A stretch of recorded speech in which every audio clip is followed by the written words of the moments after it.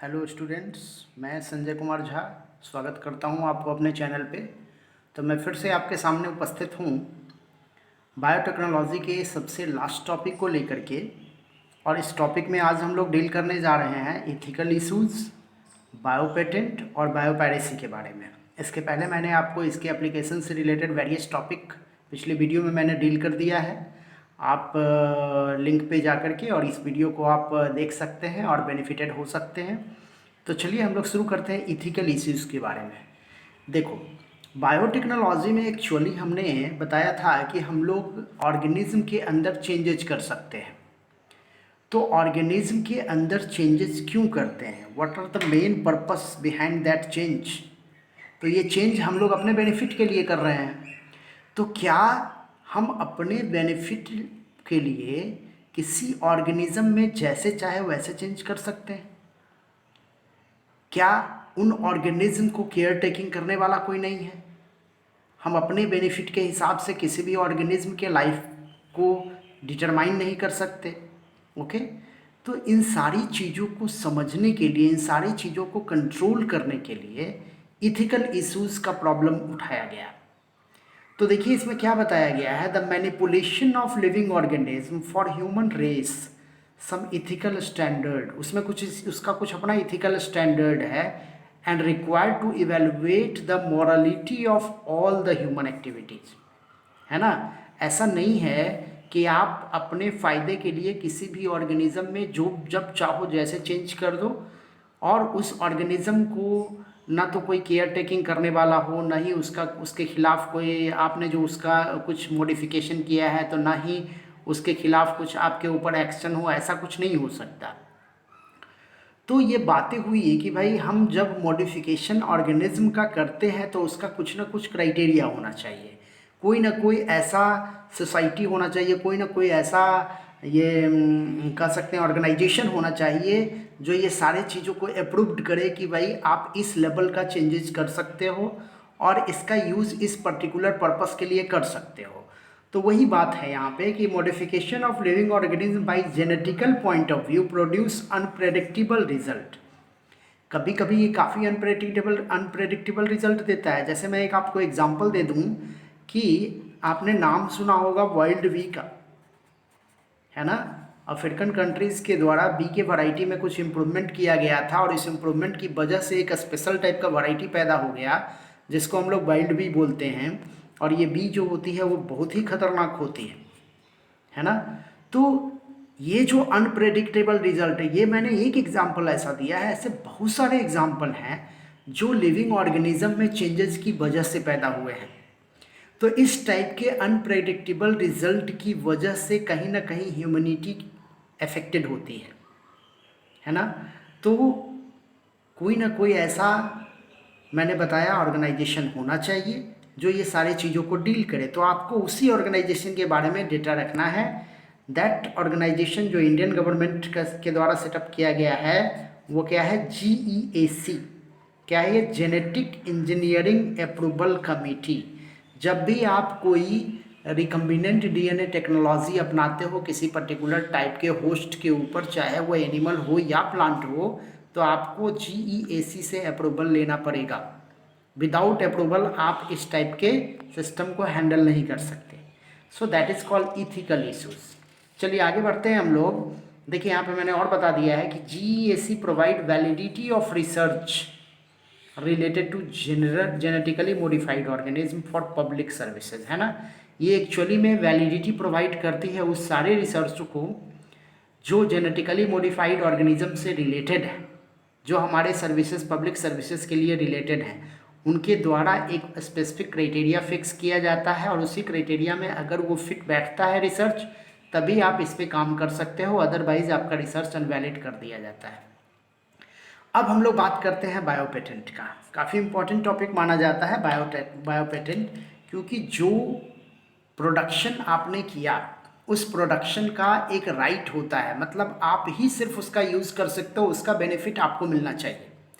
कुछ हद तक इसी से रिलेटेड है। वो बेनिफिट या तो कोई कंपनी ले सकती है, कोई पर्टिकुलर पर्सन ले सकता है, कोई ऑर्गेनाइजेशन ले सकता है for improvement of their ideas, tools and different types of things.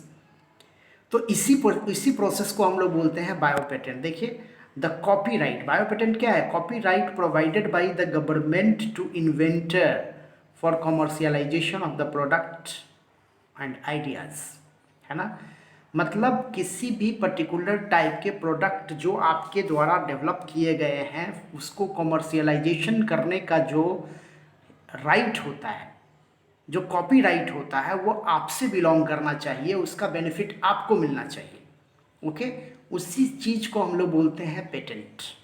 तो बायो पेटेंट कहने का मतलब ये पेटेंट किससे रिलेटेड है?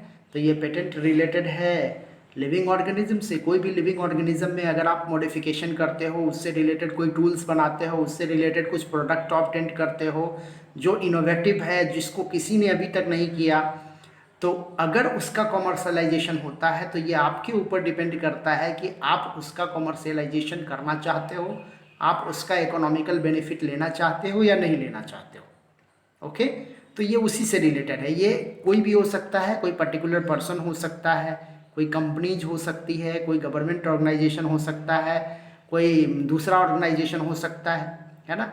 चूँकि डिफरेंट टाइप के जो प्रोडक्ट बनते हैं ना, उसका कॉमर्शियलाइजेशन किया जाता है और उस कॉमर्शियलाइजेशन का जो भी बेनिफिट्स होता है वो उसका एक पर्टिकुलर हिस्सा उस पर्सन को जरूर जाता है। ओके, तो वही है। ये क्या डील करता है? तो इन्वेंशन को डील करता है, ये इम्प्रूवमेंट ऑफ इन्वेंशन को डील करता है ना, टूल्स के इन्वेंशन को डील करता है, और क्या, इनोवेटिव प्रोडक्ट को डील करता है। यही है बायो पेटेंट। ओके, अब इसी से रिलेटेड कुछ इंपॉर्टेंट बात देखिए, हम लोग देख रहे हैं, हम लोग बात कर रहे हैं राइस के पेटेंट के बारे में। ये इंपॉर्टेंट इन्फॉर्मेशन आपके बुक में दिया हुआ है एनसीईआरटी में। देखिए, राइस के पेटेंट को अगर हम लोग समझें तो ये एक टाइप का कुछ अलग टाइप का पेटेंट वाला केस था। एक्चुअली में अगर हम लोग राइस के बारे में एक इन्फॉर्मेशन ऑब्टेंड करें तो इंडिया में लगभग 2 लाख वैरायटीज़ की राइस पैदा की जाती है, और उसमें अगर हम लोग बासमती राइस की बात करें तो लगभग 27 documented variety of basmati rice India में प्रोड्यूस होता है। हमारे फार्मर प्रोड्यूस करते हैं for their distinct aroma. Okay, लेकिन 1997 में एक अमेरिकन कंपनी के द्वारा ये फाइल अप किया गया कि बासमती राइस जो है वो उसके पेटेंट के अंदर आ गया, मतलब उसके पेटेंट के लिए फाइल अप किया। मतलब उस कंपनी ने, यूएस बेस्ड कंपनी जो थी, अमेरिकन बेस्ड कंपनी, उसने ये फाइल अप किया कि बासमती राइस का जो प्रोडक्ट है उसमें कुछ अलग टाइप का वैरायटी हम पैदा कर रहे हैं जो जिसका पेटेंट के लिए फाइलिंग किया गया। ओके, और पेटेंट राइट के हिसाब से उस कंपनी को ये सिस्टम प्रोवाइड कर दिया गया कि आप इस पर्टिकुलर टाइप के राइस को बेच सकते हो पूरे इंटायर वर्ल्ड में और उसका कॉमर्शियलाइजेशन कर सकते हो। तो इसका असर क्या पड़ा कि इंडिया में अगर मान लो कोई फार्मर पर्टिकुलर टाइप का अगर कोई बासमती राइस करता है, उसका प्रोडक्शन करता है, तो ऐसे कंडीशन में वो कंपनी उसके ऊपर क्या कर सकती थी? केस फाइल कर सकती थी, है ना। वही हुआ। देखिए, new variety of basmati rice derive from Indian origin. Actually में जो बासमती राइस, जो वैरायटी उसने डेवलप किया गया था उस कंपनी के द्वारा, उसका ऑरिजिन क्या था? वो इंडियन ऑरिजिन का था। फाइनली क्या हुआ? इंडियन सिस्टम के द्वारा, इंडियन गवर्नमेंट के द्वारा इस फाइल के ऊपर ये किया गया, केस फाइल किया गया, और तब जाकर के काफ़ी लंबी लड़ाई के बाद फिर क्या हुआ कि ये जो राइस का पेटेंट था वो उस पर्टिकुलर जो अमेरिकन कंपनी थी उससे उसको हटा लिया गया, उसको रद्द कर दिया गया।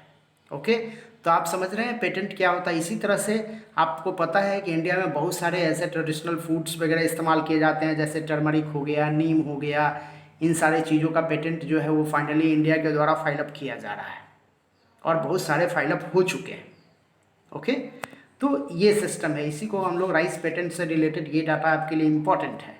अब हम लोग बात कर रहे हैं बायोपायरेसी का। काफ़ी इंपॉर्टेंट टर्म है ये भी, बायोपायरेसी। देखो, बायोपायरेसी क्या होता है? पायरेसी का मतलब क्या?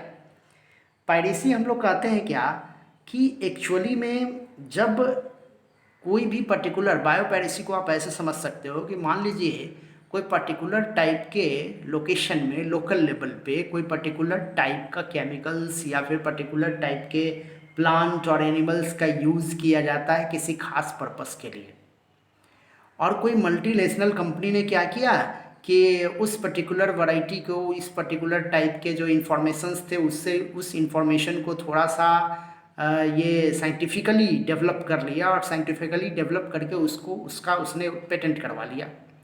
और उससे उस कंपनी को, चूँकि वो मल्टीनेशनल कंपनी है, उसके पास इकोनॉमिकल स्टेटस अच्छा है, टूल्स अवेलेबल हैं उसके पास, रिसोर्सेज अच्छे हैं उसके पास, तो वो क्या किया, उसका कॉमर्शियलाइजेशन करवा लिया। अब कॉमर्शियलाइजेशन करवा करके बिना कोई कंपनसेट किए हुए, जिस ट्रेडिशनल सिस्टम से उसने उसका यूज़ किया था उसको बिना कोई कंपनसेशन दिए हुए उसने उसका पेटेंट करवाया और उसका बेनिफिट ले रहा है। So this is called biopiracy. इसी टाइप के सिस्टम को हम लोग बायोपायरेसी कहते हैं। आपको पता होगा बहुत सारे जो ट्राइब्स हैं वो क्या होते हैं, जंगल में जाते हैं और उनको बहुत सारे चीज़ों के बारे में पता होता है, उनको बहुत सारे चीज़ों के बारे में जानकारी होती है और उसका वो ट्रेडिशनल यूज़ करके बहुत सारी बीमारियों का, इवन बहुत सारे चीज़ों में उसका यूज़ करते हैं वो। तो जनरली मल्टीनेशनल कंपनीज़ वगैरह क्या करती है कि इन सारे चीज़ों को वो कहीं ना कहीं रिसर्च करती है, इस पर रिसर्च करने के बाद बिना उनको कंपनसेट किए हुए उस सारे चीज़ों को वो कमर्शियलाइजेशन करवाती है और कमर्शियलाइजेशन करवा करके उसका पेटेंट अपने नाम करवाती है और अब पेटेंट अपने नाम करवा करके उसका बेनिफिट वो लेती है। तो ये प्रोसेस एक टाइप का क्या है, बायोपायरेसी है ना। देखिए वही है, मैंने use of bio resources by multinational companies and other organisation without proper authorisation. उनके पास प्रॉपर ऑथराइजेशन नहीं है इन सारी चीज़ों को करने का, लेकिन वो करते हैं। ओके अब क्या है, there are large number of biodiversity at global level where some specific products and, वही मैंने बताया कि बहुत सारे ग्लोबल डाइवर्सिटीज़ में क्या है, बहुत सारे ऐसे प्रोडक्ट हैं जो यूज़ किए जाते हैं बहुत लोकल लेवल पे उनका यूज़ किया जाता है। ओके अब क्या है, traditional knowledge related to bio resources can be exploited to develop modern application and commercialisation, है ना। जो ये ट्रेडिशनल नॉलेज है इसको मॉडर्न तरीके से कॉमर्शियलाइज करके जब कोई कंपनीज ऐसा कुछ करती है बिना कोई कंपनसेट किए हुए, उसी को हम लोग बोलते हैं बायोपायरेसी। और इससे रिलेटेड मैं कुछ डेटाज आपको प्रोवाइड कर दूं। मैंने और कुछ भी बताया है कि ग्रोइंग रियलाइजेशन ऑफ इनजस्टिस, ये क्या है, एक टाइप का इनजस्टिस है, inadequate compensation, benefit of sharing between development and developed countries. Generally क्या होता है कि जो डेवलप्ड कंट्री है उनके पास रिसोर्सेज अच्छे होते हैं, इकोनॉमिकल स्टेटस उनका अच्छा होता है, तो वो थोड़ा बहुत लोभ वगैरह दे करके, लालच वगैरह दे करके ऐसा कुछ काम कर देते हैं। ओके आगे बढ़ते हैं। इसी से रिलेटेड देखिए कुछ डेटाज मैं आपको दे रहा हूँ।